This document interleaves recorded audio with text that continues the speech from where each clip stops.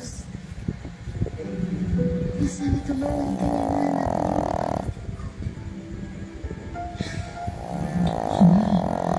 Huwag ka nga nagsasalita ng ganyan. Nakakainis ka pa nito ang pinagalitan ka namin. wala na ako dito. Ang ko nakikita ko ang kantay. Honey, hindi ka alis. Dito ka lang. Dito ka lang.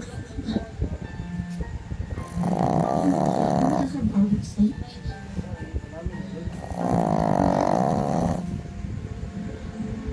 Nasa langit ko po.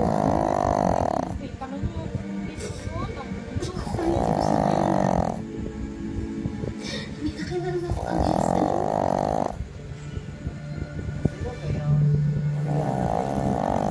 Ay, ko yun. Nakakasal ko pa akong matuto. Ang mundo. Huwag ka matutulog. Ako.